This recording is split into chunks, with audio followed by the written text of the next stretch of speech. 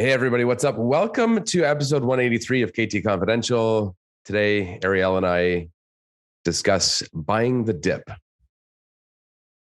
Not Tostitos.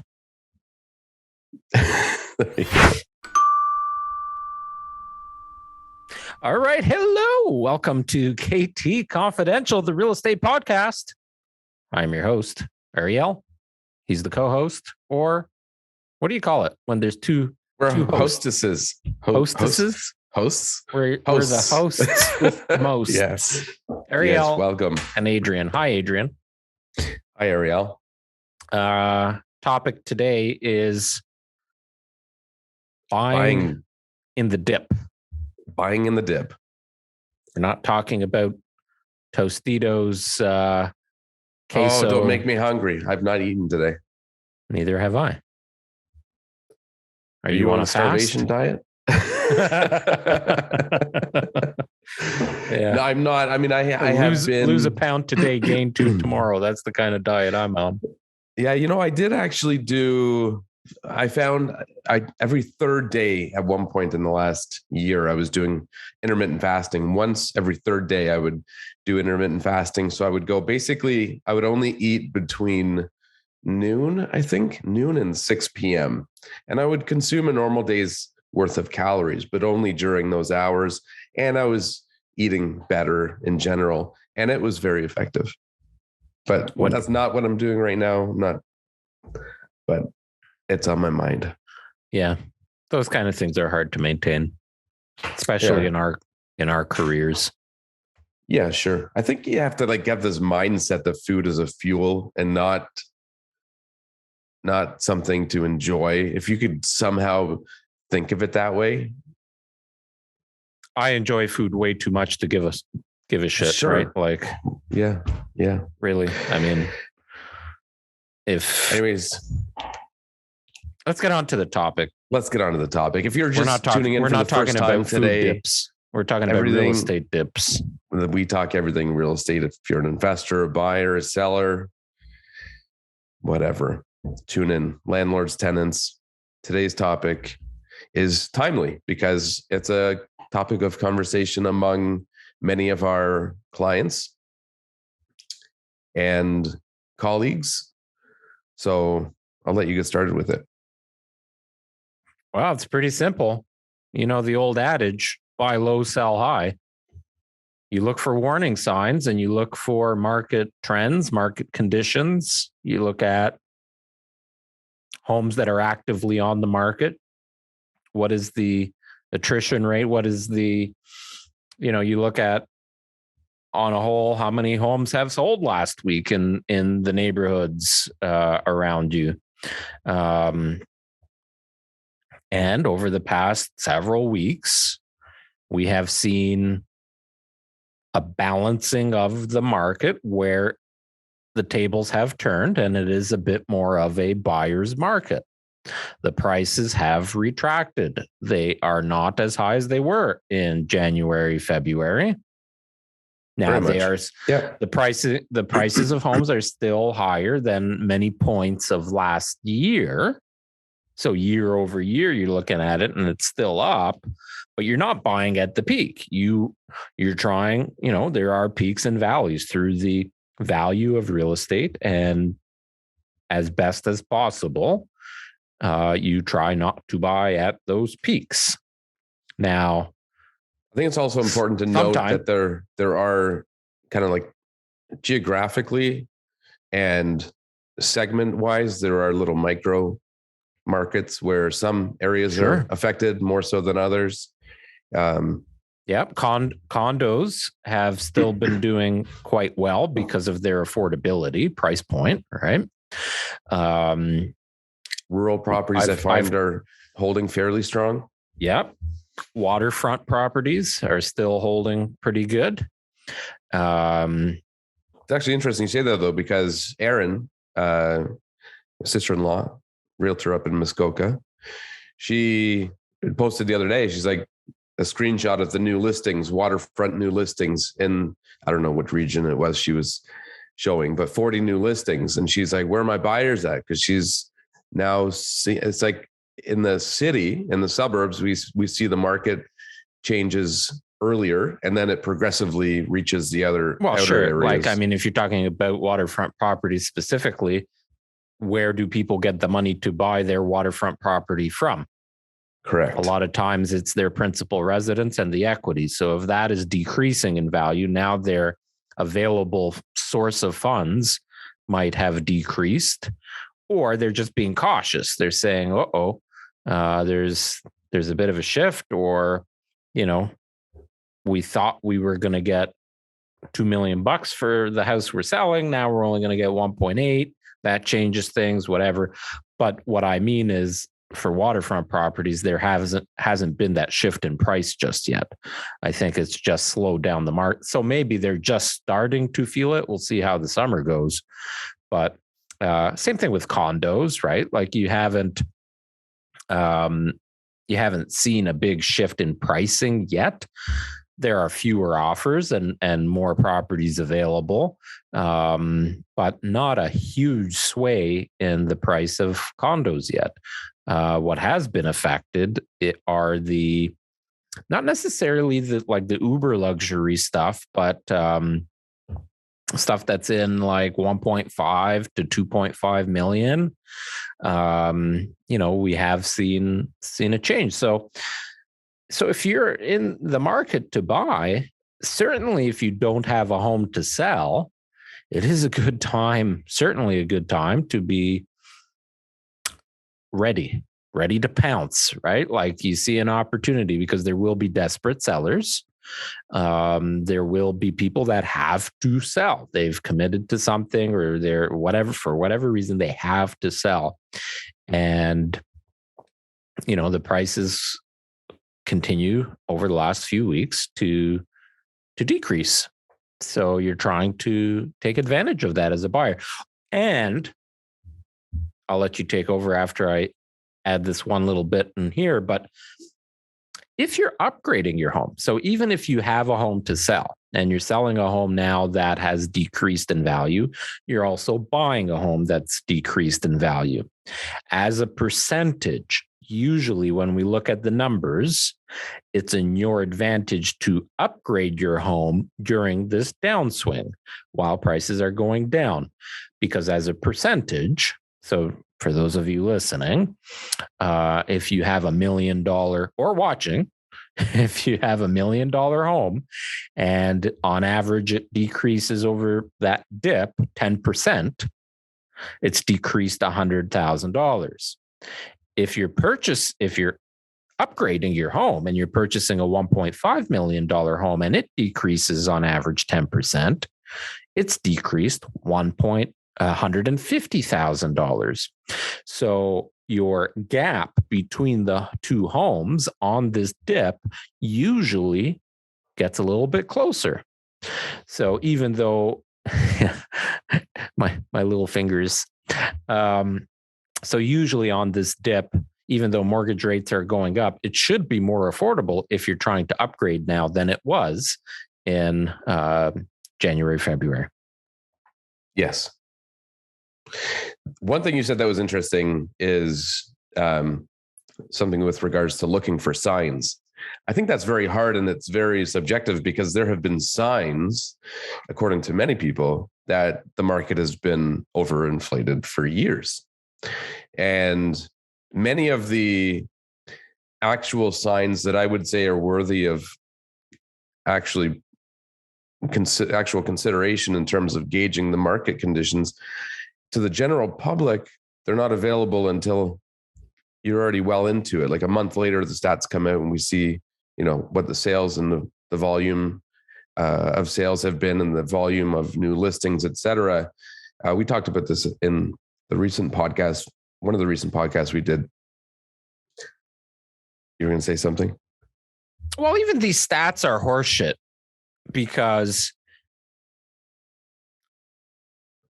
some of the components of the statistics that are put out by wherever, mostly it's the real estate boards. So the Toronto Real Estate Board, the Oakville Milton Real Estate Board, the whatever, Hamilton Burlington Board, they put out these stats. And one of the stats is days on market. Right. The only measurement of the days on market is on the listing that actually sold. So as an example, if I have 123 Main Street for sale and we're asking $1 million and it doesn't sell, we might cancel that listing. It doesn't sell for 3 weeks, let's say.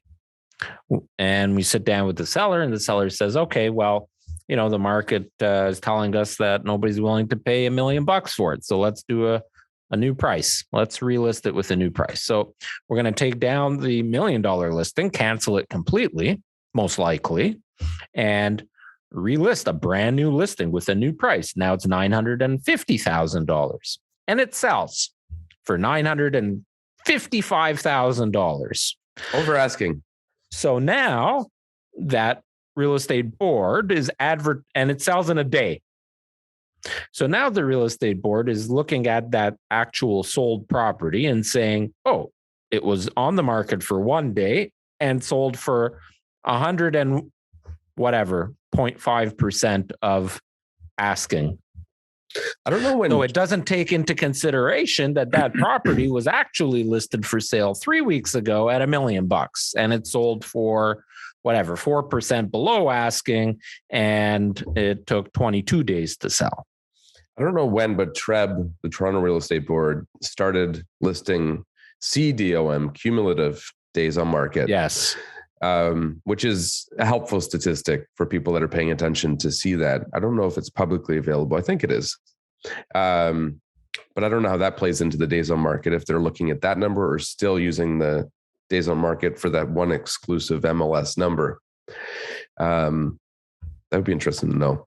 The other thing with buying the dip, though, is I guess it depends on your intentions. Like if you're actually an investor and you're looking short-term, gauging the market, trying to find a good opportunity to get in, almost like day trading versus in it for the long term, as far as, investing is considered or concerned. I think people need to stop overthinking it because many of the few dips we've experienced that were substantial enough and worthy of consideration and conversation they weren't predicted. They really, we wouldn't have thought at the beginning of the year that we would be having this conversation now. It happened pretty suddenly, sparked by an onset of a huge influx of inventory, among other smaller influences outside of that. But most people never predicted it. And if you're in the market, if you're looking to buy your primary residence and you're planning to get into the real estate market indefinitely for the rest of your life, stop overthinking it. Don't worry about it. It depends what your intentions are. But at the same time, I think you can see relatively close into the future as to what's going to happen. And I'm telling you, this is short-lived. So, we're not even halfway or about halfway through the year. And I know we're going to see a lot of stabilization. And what's going to happen, or what is potentially happening, is now sellers will see that their home isn't worth as much as it was back in January, February, December, or whatever. And they're not going to list their property for sale unless they absolutely have to. So we're going to see less inventory coming on the market. And during the summer months, June, July, August, school's out. I think we're going to get a lot of people traveling and doing things now outside of worrying about moving. But then there's still going to be the people that have to move, or just, they need more space. They want less space. They can't afford this. Now they can't afford whatever. All these COVID related things still playing a factor. People that moved out to, Niagara region, now their office is calling them back to downtown Toronto or whatever. You're going to have all kinds of mix mash of things. So I think we're also going to see an uptick again in the fall market. And leading up to the fall market, I think there will be a shortage of inventory and multiple offer scenarios again. So that's just my prediction and my crystal ball, right? So can you predict those things accurately? Well, you can look for predictors that will help you judge whether or not you're making a good decision. But ultimately, make a decision and you stick with it and you run with it. And if you have to keep that property a little bit longer because of that, it usually will pan out if you're buying in the right area and the right property. Yeah. You're fucking full of insight today, buddy. That sums it up. You know, we've been in a market, we're in a market where, you know, we've not been exposed to much more anything other than pretty consistent growth.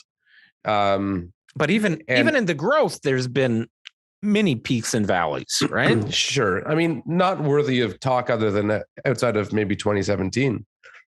And in so, you know, when people ask me my opinion on what's happening right now, I have no idea. You know, there's so many things that influence the market that any change from whether from a government policy perspective to a war in another area of the world, those things all influence the market. So I'm aware that there's so many things influencing this industry that it's, you know, our opinion is just our opinion. And gas prices. Sure. Yeah. Bacon at $10 a package now. That's not a bad thing to cut bacon out of your diet. Fuck that. I love bacon. Sure you do. Everybody does. Doesn't you make can it a cut good it thing. out of your. You can cut it out of your diet. I'm still paying the $10 a package. So when people ask me what my opinion is on the current state of the market, the most similar conditions we've experienced were in 2017, where around the same time of year, we had the same influx of inventory. We had the same government intervention where they imposed the foreign buyer taxes, where they've done something similar again now. And what we experienced then, I think between, you know, call it end of March, early to mid of April, I think. Yeah, it was kind of mid-April-ish. A little bit later than it was this year. Similar though. Anyways, between April and September, basically we saw a decline. I think it was in the range of 15 to 20%. Yeah, I'd have to look back now 5 years ago, but yeah, it was significant. And then it tapered off. It plateaued for a few months, and then it steadily increased to where we are today. And now we're seeing potentially something similar repeat itself. So if somebody's asking me what I expect to happen, I could say, well, that's the only time in history where we've experienced something so comparable that's what I think would be a reasonable expectation. And I don't remember, we had this conversation 5 years ago and 4 years ago, but I'm relatively confident that it was like a 12 to 16 month window from when it kind of quote unquote bottomed out. So call that the dip, to when the price then exceeded the peak of 2017. Right.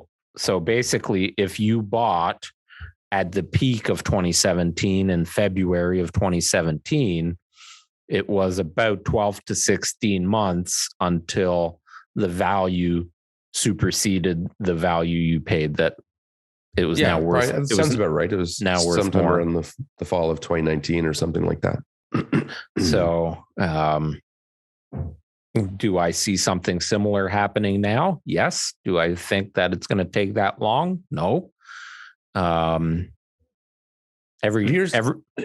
Everything is going against the price.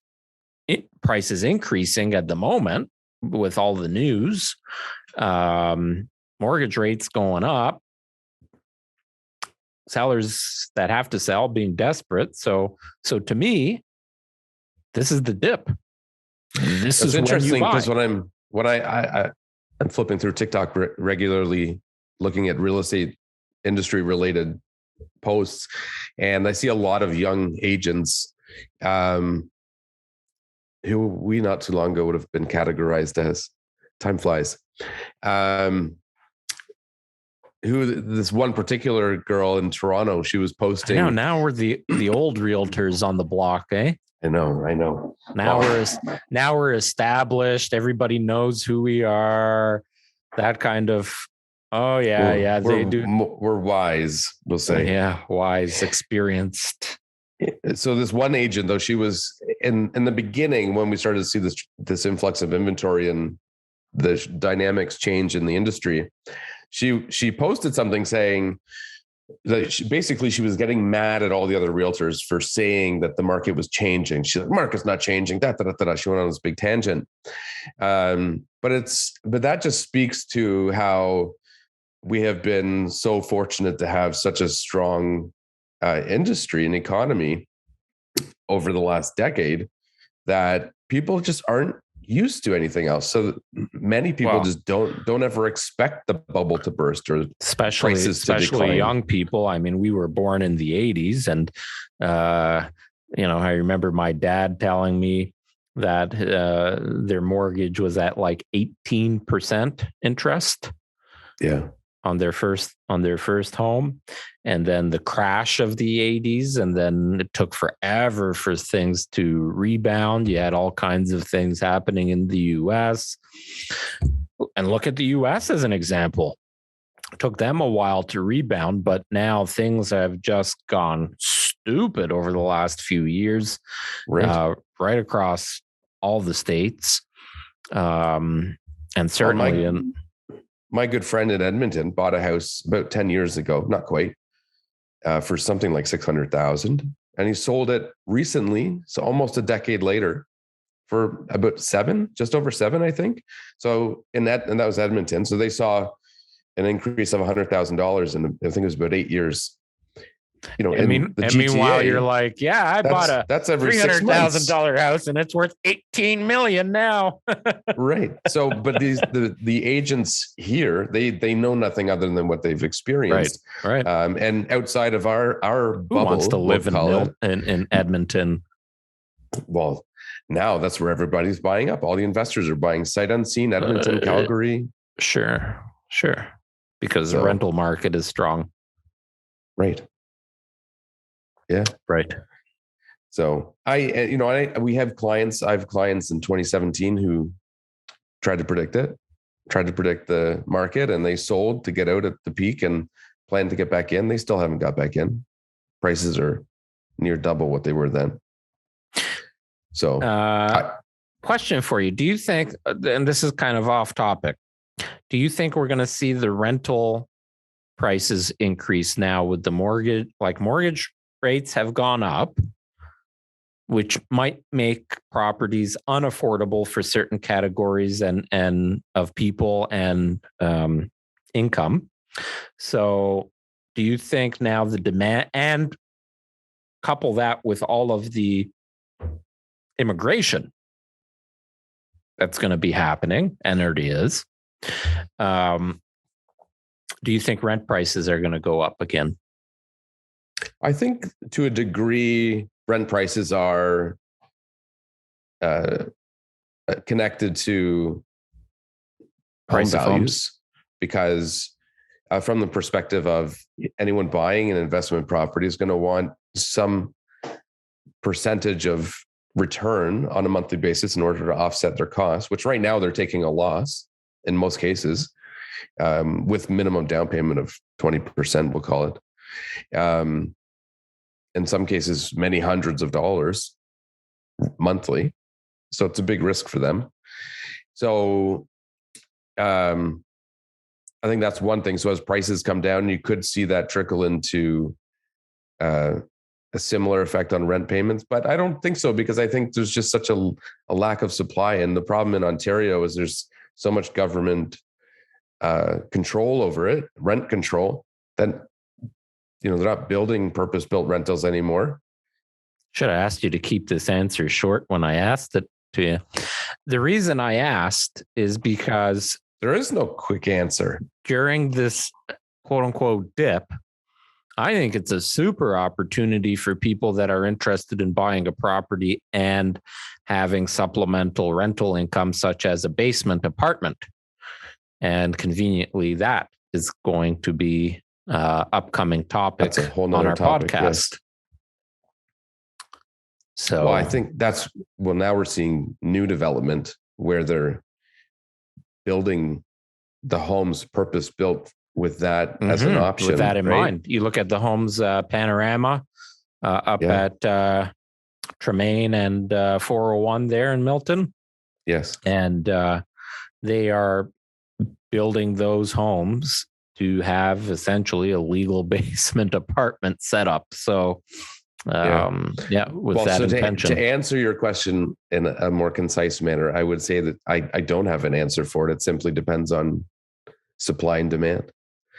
So if we see things like that, and you have one development where they have purpose-built basement apartments, and that brings an influx of inventory, then yes, we'll see prices change a little bit. For those of you listening and watching, if you're watching, you can listen to this podcast anywhere you get your podcast. If you're listening, you can watch it by going to ktconfidential.ca. It'll take you right to the YouTube playlist. If you think this is the dip, or if it has influenced you in any way, positively or negatively, to make a real estate decision currently, we'd love to hear your comments. Send us a DM or leave a comment. I think that is pretty well it for today, unless you want to add anything. No, that's it. The only thing that I find intriguing this year in the market that's different from any other year is the number of people leaving the province of Ontario. And just before we started this podcast today, I got a text message from somebody who's purchased in the US and now they want to sell their house here. So that's an interesting trend I've been following. Maybe that's another good topic for a future episode. I